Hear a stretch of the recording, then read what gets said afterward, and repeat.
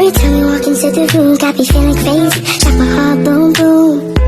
Any other boy would stare, but me I look away, cause you're making me scared. Trying not to breathe, 1, 2, 3. A good education can change anyone, but a good teacher can change everything. Good morning, STEM guests, students, friends, and to our one and only teacher, Ma'am Nelly Pagayon. Good morning, ma'am. I am Arian, Rosemarie, and Cleopas.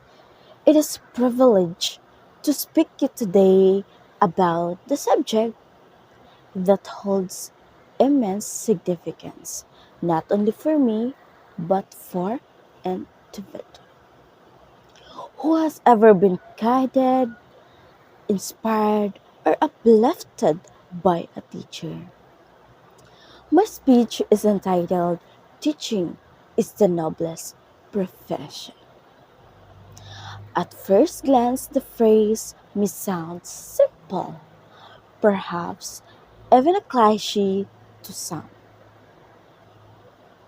But I ask you to pause and think what truly makes a profession noble. Is it the amount of salary one receives? Is it the power one holds? The fame? Or is it the depth of its impact on others? The lives it changes? The mind it molds? The future it creates? When we speak of nobility, we speak of honor, of selflessness, of service without expecting grand rewards. And in that light, there is no profession more noble than that a teacher. Let us talk at the very foundation of every profession. Before someone became a lawyer, an architect, a nurse, an IT expert, or even the president of the nation, someone must teach them how to read, how to write, and how to think critically. Someone must build their character, guide their sense of the right and wrong, and plant the seeds of their dreams. That someone is a teacher. Every single profession we know today, excuse me, we know today traces its roots back to a teacher. Without teachers, there would be no professionals, no innovations, no progress. Teachers are the quiet architects of society. They build people, not buildings, not machines, not products, but people. And what could be more powerful than that? Powerful than that, rather. In the classroom, teachers wear many hats. They are not just educators, they are mentors, motivators, psychologists, leaders, and some even surrogate parents. They walk into a room of diverse learners, each with their own struggle and strengths, and they meet them when they are with empathy, with patience, and with hope. A teacher sees this child who struggle to speak up in the class, not as a problem, but as a potential leader. A teacher sees the student who constantly feels not as a hopeless case, but as someone just one breakthrough away from excellence. Here in the Philippines, the nobility of teacher is even more profound. In urban and rural schools alike, we see teachers sacrificing times, resources, and personal comfort. Some travel for hours, crossing rivers, walking through muddy paths, or commuting in overcrowded vehicles just to reach their schools. Others teach in overcrowded classrooms with limited materials, and yet, despite the circumstances, they show up, they teach, and they care. Do you know of Ma'am Venus rather, who uses her own salary to buy notebook, notebooks rather, for her students in the mountains of Kalinga, or Sir Orland, who teaches in a school without electricity and uses flashlights and blackboards to speak his students to inspire. These are not fictional characters, these are real life heroes. And we have thousands of them across the country. Yet, how often do we stop and truly appreciate the magnitude of what teachers do? They are expected to deliver quality education, uphold moral standards, discipline students, innovate methods, adapt new technologies, and comply with endless paperwork, all while being underpaid and often underappreciated. Still, they persist, not because they are forced to, but because they love what they do. Because they believe that education can change the destiny of a child, a family, and a nation.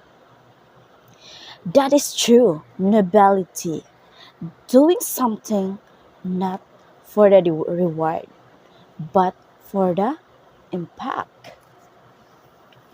Teaching is also one of the most intellectually and emotionally demanding jobs.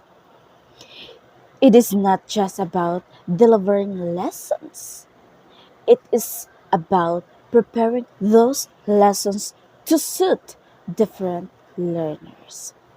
It is about finding creative ways to find students understand concepts. It is about staying updated with current events, technology, and pedagogy. And more importantly, it is about managing emotions not only of the students but also of their own. You see, teachers also go through pain. They get tired, they feel disappointed or disappointment.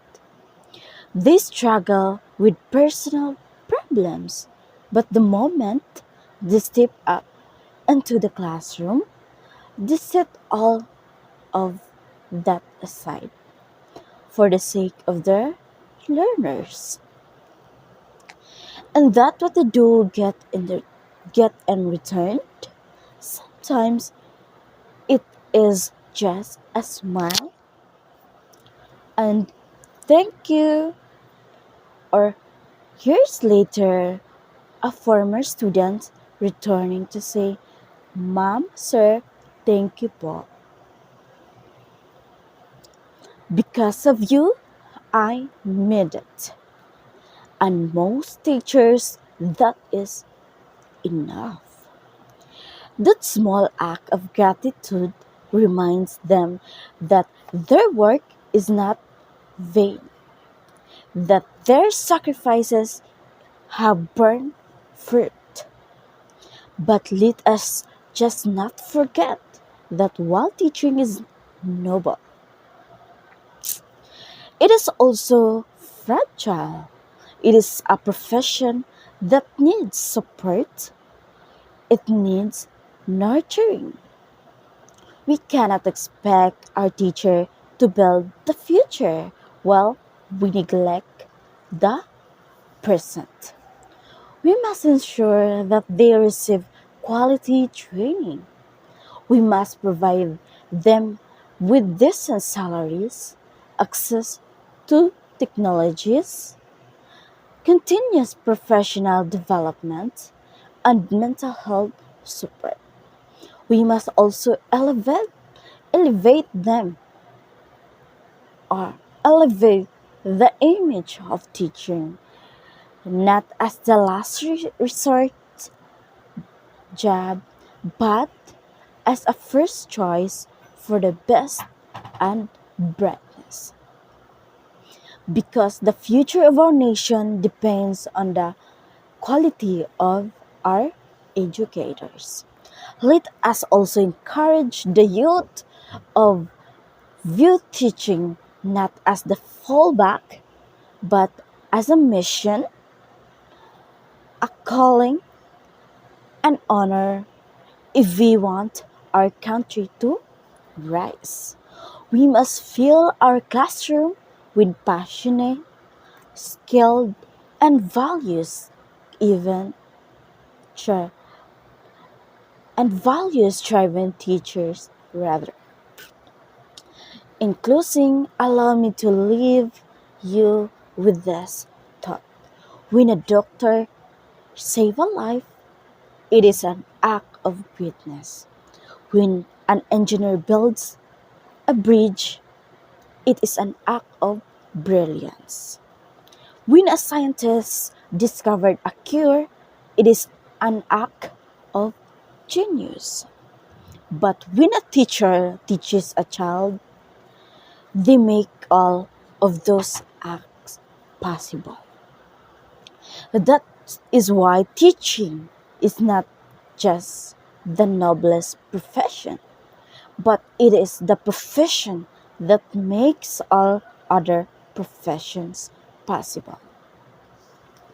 So that all the teachers, past and present, to the ones who sparkled our love for reading, who helped us see our worth, who never gave up on us even when we gave up on ourselves. This speech is for you. You are quiet heroes of our world. You are soul of our education system. And you are, without a doubt, the noblest of them all. Thank you, and may we continue to honor the sacred calling of teaching, not just in words but in action.